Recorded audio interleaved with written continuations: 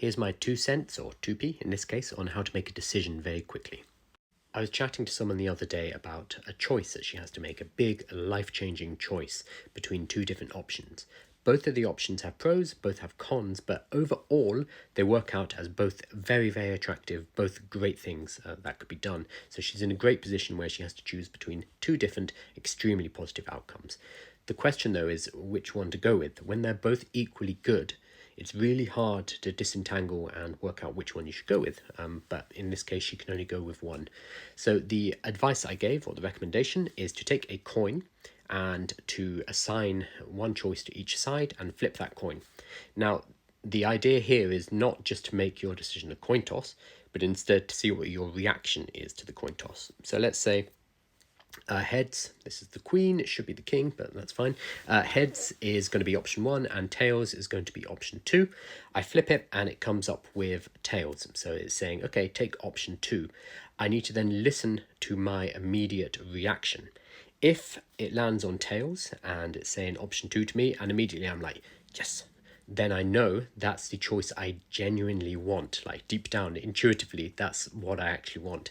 If it lands on heads, and that's option 1, and I'm thinking, no, I shouldn't trust a coin toss, that is telling me that I don't actually want option 1. So all we're doing is using the coin to force ourselves. We're using it as a force function to make a decision, just to see what our reaction is to that decision.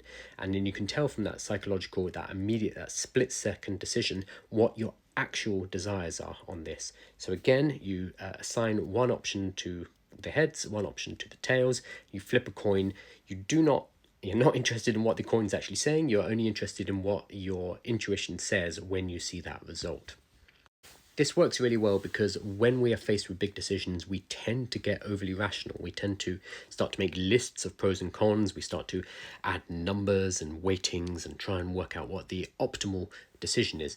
But genuinely, most of our decisions actually come emotionally, and then we use our brain to rationalize them. There's a great book by Jonathan Haidt specifically about this. It's called The Righteous Mind, which is basically about the fact that we make pretty much all decisions using our emotions and then rationalize them. He uses the metaphor of an elephant driver. So somebody sitting astride an elephant who thinks they're in control, they have a stick, they're swiping the elephant, they're making the elephant go left and right. But ultimately, if the elephant wants to go left and the driver doesn't want to go left, the elephant will go left. So the elephant here is our emotions, and the person sitting on top, the driver, is our rational mind. We trick ourselves into thinking the rational mind knows best and is actually in control, whereas really it's our emotions that are driving, and then we use our mind afterwards to justify the decisions we've made.